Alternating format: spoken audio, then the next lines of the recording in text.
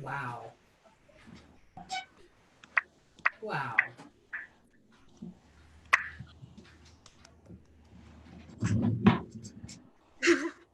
It's so shocking, isn't it? Incredibly. It's shocking that so much has gone backwards so quickly. Something that took decades and decades, my entire life, to achieve has been undone, rolled back in only 3 short years, as if by plan. If I could ask the first question, I know there's many questions in the chat box, but in the film it was mentioned that although so much in the Trump administration is chaos, this particular element, this goal is so beautifully calculated. It is rolling along according to a very beautifully made plan. Why is that? Who's behind this? Because I don't think it's stupid Trump himself. Do you know? Can you talk about that? I could say that I'm assuming that it's the people from the corporations who stand to lose if fossil fuels are eliminated. But I found out yesterday when I was talking to John on the phone that since this film, when we said there were 95 rollbacks and that had been updated on December 21st, since December 21st, there have been 36 more rollbacks. So it is a very well-planned machine with people in the background getting him in the room to sign his signature. Not that he's not happy to, but I agree that he's too busy doing his press conferences to keep up with the rollback. So it's the people behind him are the corporate powers, I would imagine. John, what do you think? Yeah, the people who've been brought in, originally to head the EPA and the Department of the Interior and the Department of Energy in these major positions were political appointees. We know a whole list of them because they're gone now, and they've been replaced by people from the industry, corporate lobbyists from, in our film there, we showed David Bernhardt from the oil industry. We also have Andrew Wheeler, who's from the coal industry. So these guys have been working for decades behind the scenes very skillfully. They're lawyers. They have learned how to work the system. So now they have been brought in, and these are the really effective people because they have this great wealth of experience in these particular fields, and they know exactly what the corporations want, which in every case has to do with rolling back one of the rules or regulations put in place by the Obama administration. And so they've begun to do that. That's their job. That's why Trump hired them and why the Senate confirmed them. They are doing what they were hired to do, and they're doing it very skillfully and very effectively. It's happening before our eyes. And it's the most effective thing that is happening within this kind of layer front of chaotic daily outrages that the press picks up on. Behind the scenes is happening this very effective dismantlement of the very agencies that were set up to protect the public interest. Our interest, the interest of the earth and all its inhabitants, including us. Mm-hmm.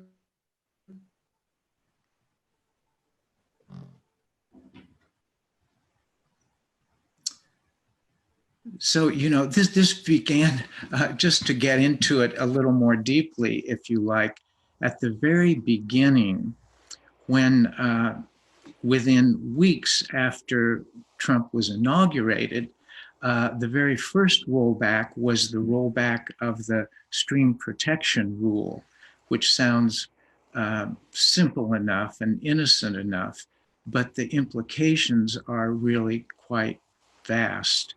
And the stream protection rule was put in place by the Obama administration in 2012, and it was ratified in December of 2016, the last month of Obama's presidency.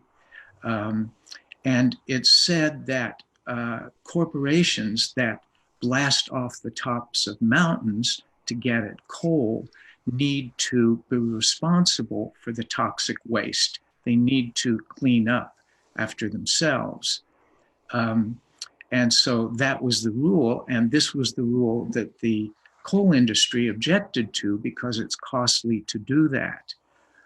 But the history of Appalachia, which is where the rule was directed, was demanding some kind of action, and this is the action that the Obama administration took in the form of the stream protection rule. It said they had to clean up after themselves. And since 1970 through the 1990s, when it was the greatest, and into the 2000s, we, the coal industry in America, blew off the tops of 500 mountains in the Appalachian area. And all of the toxic waste from those blasts flowed down into the valleys, covered over 2,000 streams in West Virginia, Kentucky, Tennessee, parts of Virginia, and destroyed another 5,000 miles of streams. That is, killed all the wildlife, killed the brook trout, poisoned the streams with metals that were leached from the blasts, and ruined the drinking water that the people had been using, you know, to water their crops and to drink. And so this rollback meant that the corporations would now be, the coal companies would be now allowed to not clean up after themselves and blast all the tops of the mountains off they wanted. So it's more than 500 mountains now. It's more than 1,400,000 acres of forest land has been destroyed in Appalachia by these blasts. And for a time, we thought that the whole thing that was going to be protected, but now after Trump came in, he had one of the coal industry lobbyists, Andrew Wheeler, set up a meeting between Robert Murray, the head of the Murray Coal Company, and Rick Perry within weeks, because Robert Murray had given $300,000 to Trump's inaugural campaign. So here's the head of a coal company meeting with Rick Perry, the head of Department of Energy, and saying, we've got to roll back this stream protection rule because it's killing the oil industry. So within a year, the first year of the Trump administration, the rule was rolled back. All of the research centers that under the Obama administration had been examining the correlation between this toxic waste and illness in the area, cancer, birth defects, respiratory disease from the silica from the blasts. These government scientists who had been measuring the impact were now all defunded, thanks to the coal industry lobbying. And Andrew Wheeler, the guy who set up the meeting between Robert Murray and Rick Perry, he was made head of the EPA. So now he's the one who's making the rules. And it just gives us some idea of how these things play out. And this was all done behind the scenes, you know, by these lobbyists who know how to work the system. Yeah. I have so many more questions, but I don't want to be greedy. Angela? I just want to say before we go to the questions, I'm putting the votefromabroad.org link in the chat once again. And it's really important that we vote these people out. It's never been more important. This film was a very stark, it doesn't even cover everything that's happened, as he said. It's ridiculous. These people, and listening to Trump, okay, it's horrifying on most days, but when he talks about the environment, I got rid of all the rules. Look at me, I'm great. You know, I don't understand how people that vote for him want to drive cars that are less fuel efficient. You know, that's just money out of our pocket. I mean, if you just make it, not that even you're protecting the environment, but that these people are making more money off of us because you get a less fuel efficient car. We have a bunch of questions in the chat. Just give me a second. Here's a comment. Please don't forget the Pebble Mine in Alaska, a project of an open pit mining for gold minerals. It threatens a rich native fishing ground as commercial fishing, as well as the commercial fishing area in Bristol Bay. Trump has removed EPA obstacles, and only the Corps of Engineers stand in the way. Yes, this is from Catherine Coolidge, an Alaskan voter. Born and bred, as she said.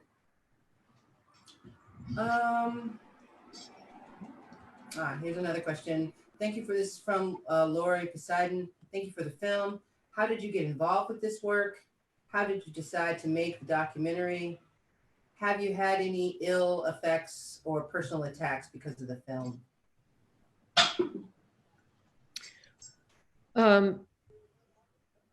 The most ill effect that I can think of is that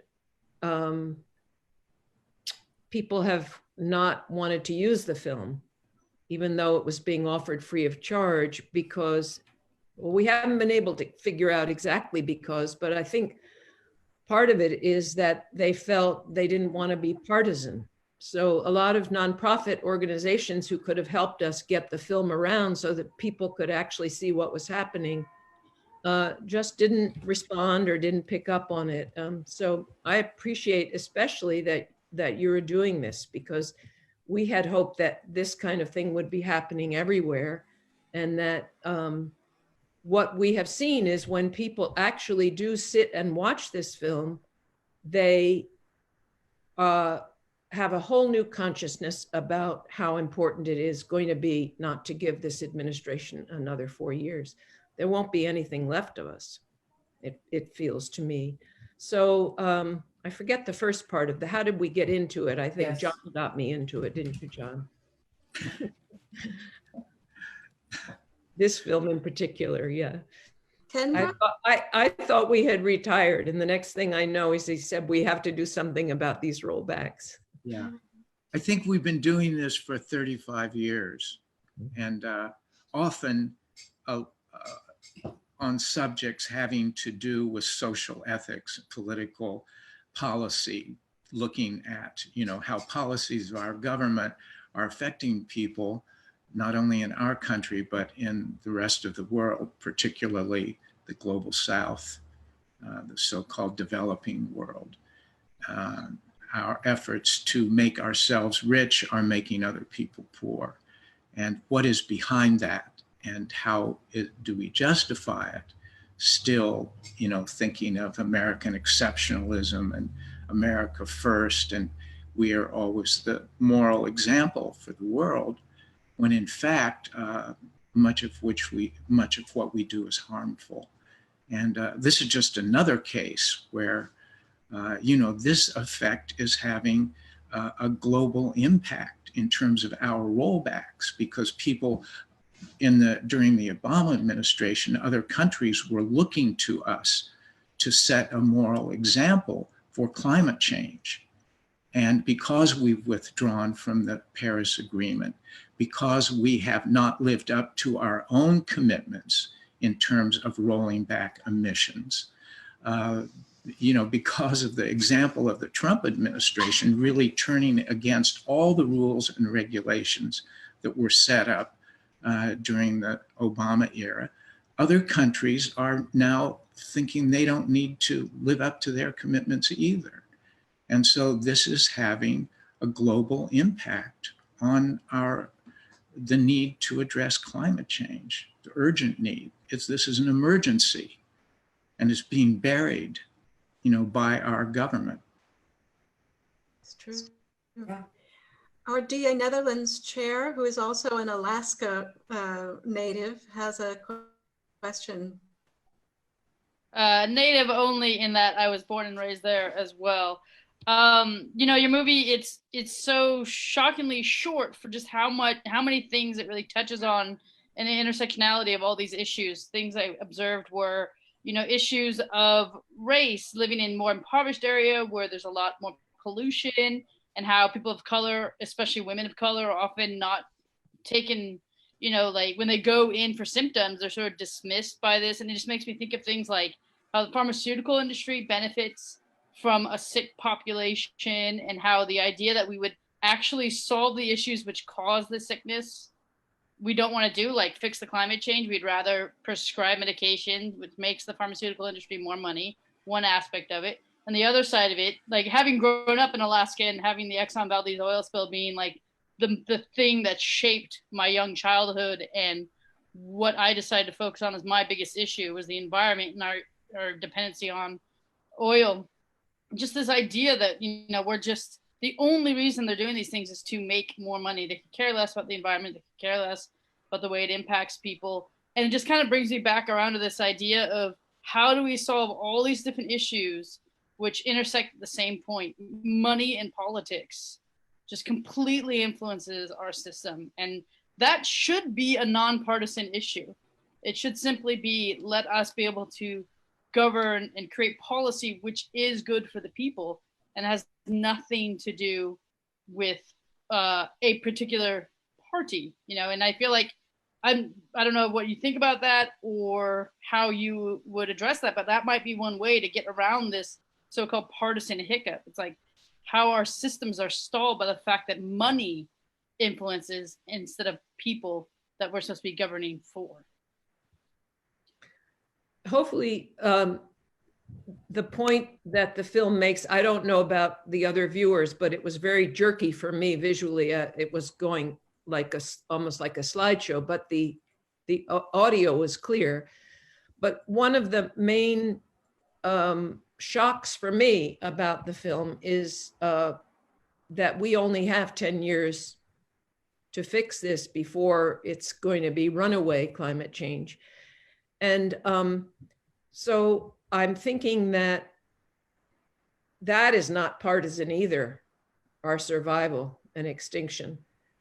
And that maybe now that the Mueller report is behind us, the impeachment is behind us, maybe people can focus now on the underlying issues that are much more serious than anything, including this virus, that we've ever encountered.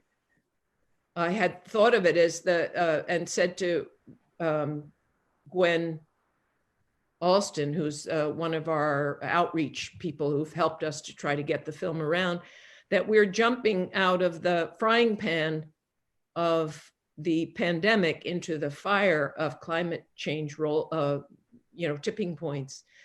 And so I'm hopeful, I guess I'm more hopeful than I was before the pandemic, that this might shock us into change. And of course, it could go the other way toward totalitarianism as well. And I think we're all aware of that. But I'm thinking that now is the time for this little film because people are not distracted by all of the stuff that went on for, it seems like 3 years since Trump has been in, about the witch hunt against him, as he called it. And now we just have a straight road to November. And it feels like this film is the way that John and I were hoping to wake people up to this whole issue. Well, we definitely plan to promote your film. And I put the link in the chat box, and we also placed it on the Facebook Live post so people can have access to it. I would encourage everyone to share this on their personal Facebook pages. You can't be afraid that you're going to make your conservative relatives angry because maybe they don't know that all these things are happening, or maybe they think it's okay. Or I would go with they probably just don't know. I mean, if you watch conservative news, you don't get a lot of information like the fact that they're spewing chemicals into the air and it's bad for us. Angela, I have a conservative relative who saw this film and who had voted for Trump. And after seeing the film, because she's a lover of the outdoors, things changed. And the question was, well, who do I vote for then? So I do think that our conservative relatives, if they'll spend the half hour, might come up with a different view of their voting habits. I think We so all too. have conservative relatives somewhere. Do we all? Yeah, even I do. So, and I have some I hate weirdo to say conservative conservative because it isn't people. conservative really what they're talking about. What Anne and John are talking about, it's a conservation. It's conservative, isn't it? Yes, we're the true conservatives, aren't we? Yeah, we are the conservatives. It's hard to imagine. Yes. Well, we want to conserve and preserve the earth, and I think that there's a lot of people that consider themselves right wing or Trump supporters that care about the earth too. They just have a different perspective, and maybe this film can get through to them. No, not of them. Is there? I know. I just wanted to say, I want to really thank Anna and John for doing a great film, and it's important for people to see it. So keep up your work. Thank you. Yes. Is there anyone else that's on the panel that would like to make a comment? Analysts can unmute. Thank you very much, guys. We're looking forward to promoting this across the world and letting our leaders know that they can show this film and really make sure it has a wide audience across our countries. Oh, thank you. Yes, it's very important. I just think that there's so many people that don't know what's going on. They think that they're what do they call it when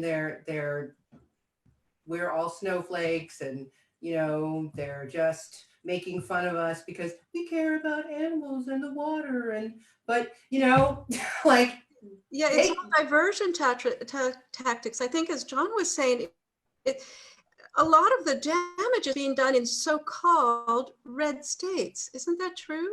That some of the mining and the destruction is in fact not taking place in California, but some of these poor red states who have Trump bumper stickers on their trucks.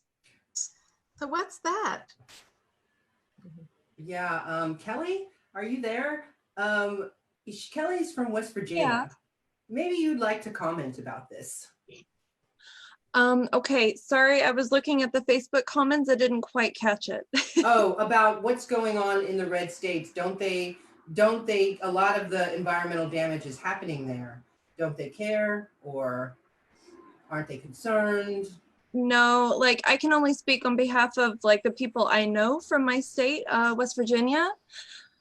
Basically, when it comes to coal, for example, they just think this is what we need. This is what we've had. My grandpa was in the coal industry. His father was in the coal industry. I mean, for them, they don't, I don't want to say they don't care. I don't know if they know the severity of, using these resources rather than clean energy. And I also don't know why it's not considered, they don't even consider, like, because they're worried about losing their jobs mainly, they don't consider getting training in clean energy. And I think that's something that should be really important. All right, thank you very much, Kelly, for your perspective. Yeah, are there any other questions? Was there anything on Facebook that needed to be relayed, or just basic comments? No, there was someone asked me to reshare the link, so I was just about to do that again. Okay, well, great. Thank you so much for coming on for a minute. No worries. Okay, yeah, thank you so much for making this film and being here with us. And like I said, we will all try to promote this as much as possible, because it's really important that everybody know what's happening. And I said this earlier, I'm going to keep saying it. We have to share this information with our right-wing friends and family. I don't think they know the severity. And there are some people that absolutely won't care, but there are lots of people that are just marginally Trump people or Republicans. And this information, if you like animals, if you like the outdoors, this type of information will have a big effect on them. May I add one thing? Yes, please. Too? And Annie, we really, this is the greatest thing you could do for us, is help get the word out back home. And we have a website, olddoggocumentaries.org, that has a whole list of resources that would help you arrange screenings back home, online screenings, a list of resources to read up on that people could have access to, a list of groups and movements that are already happening, that are local in many regions of the United States, that people could jump on and join a group of people who have similar worries and concerns and want to do something. So please go to olddoggocumentaries.org, and the film is there for free. And in addition, there's a discussion guide for showing it in groups and a whole bunch of resources. So please, whatever you can do to help get the word out back in the States will be a huge help to us. And we're available there to be helpful in any way we can. People can write to us at olddoggocumentaries.org, and we will pitch in. We have a team of people who can help promote the film, you know, if you have ideas for how you could maybe get it out there. And I'd also like to just add that the film that we made in 2014, The Wisdom to Survive, Climate Change, Capitalism, and Community, is it's a beautiful film. It's an hour, and it also, rather than just doing the task of rollbacks to show us what's happening in the Trump administration, there's some really wonderful guides through this whole dreadful awareness that we're destroying ourselves. And one, Joanna Macy, who's now in her 90s, is one of the people interviewed. So you can also, I think it's, I'd rather have people who look at rollbacks also look at that film because it gives you more depth of feeling.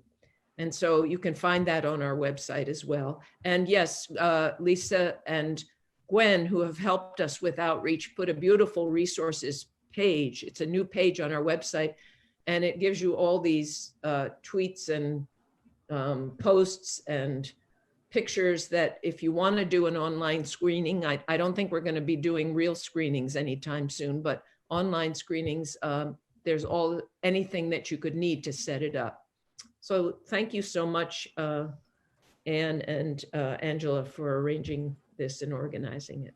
Thank you very much for coming. We really appreciate your work and the time that you spent with us. Thank you. Thank you so much for being with us.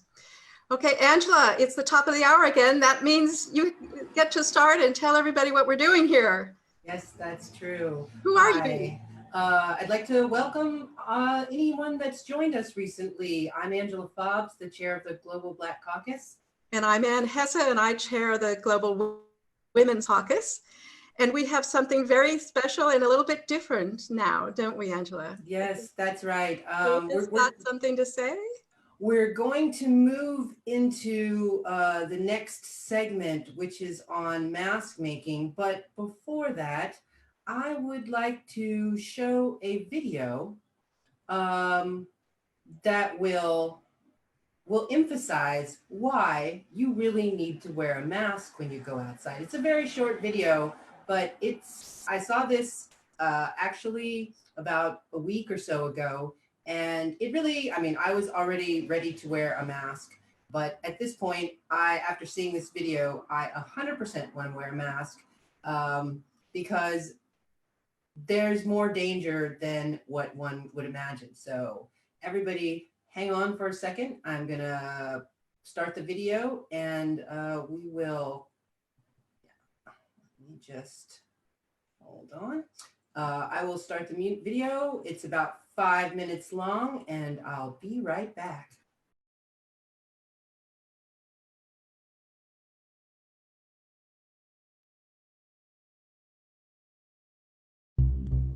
So how does this take place? NHK is conducting an experiment with a group of researchers.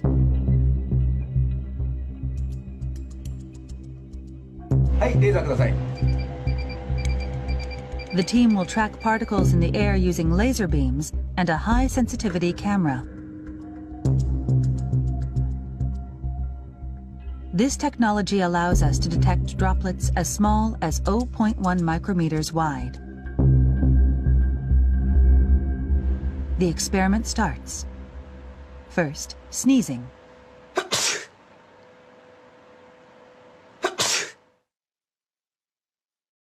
We can see a large droplet about 1 millimeter in diameter.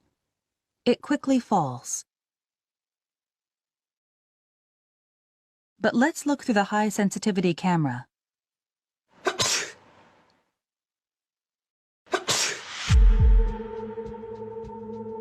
We can see small particles that seem to glitter floating through the air.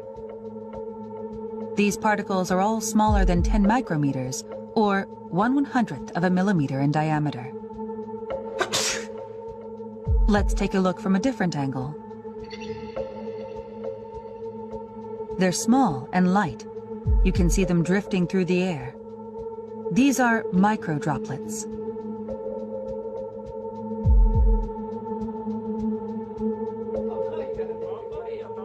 We're learning that sneezing isn't the only source of these droplets.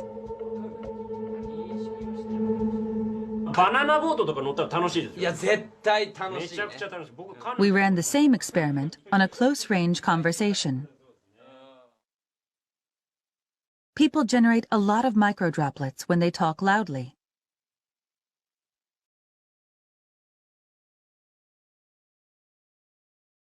The droplets between these two stay where they are. They don't drift away.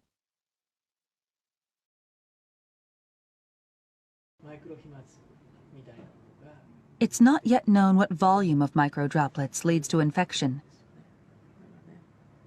But Tateda says we can't rule out the possibility that microdroplets have spread the virus to some extent. そのマイクロ飛沫、小さな粒子の中にもたくさんのですね、生きたウイルスがいて、大きな声での会話、あるいは激しい息遣い、そういった中でですね、このマイクロ飛沫ができて、それが近くの人、その人が吸い込むことによって感染が広がる、そういったリスクが見えてきたものと思います。The risk of infection through microdroplets becomes even greater in a closed space with poor ventilation.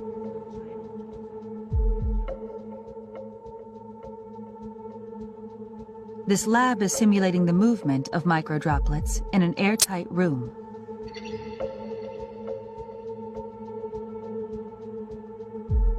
About 10 people in an enclosed space the size of a classroom. A person coughs once and spreads about 100,000 droplets.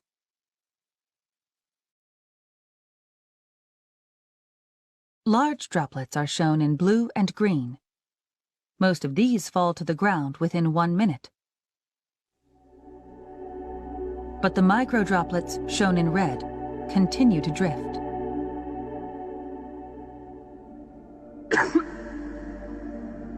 This simulation uses only microdroplets.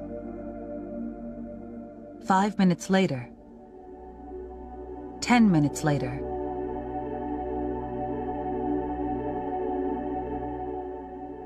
20 minutes later, the microdroplets are still floating in place. 空気がよどんでいると、つまり空気の流れがないということで、マイクロ飛沫そのものは、落ちたり、違う場所に動くことができませんので、長時間その場所にとどまるっていうことになります。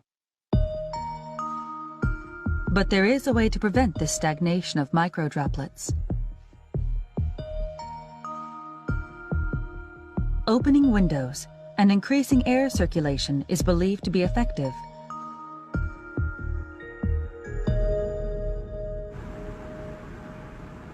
When you open a window,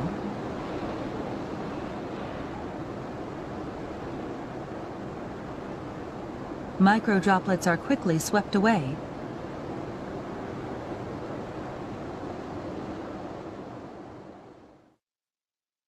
They're very small and light, so any airflow will get rid of them.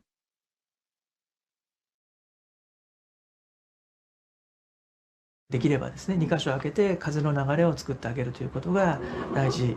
それが1時間に1回でもいいから、そういうようなことをやることによって感染のリスクっていうのはかなり下げることができるようになるんじゃないかなというふうに思います。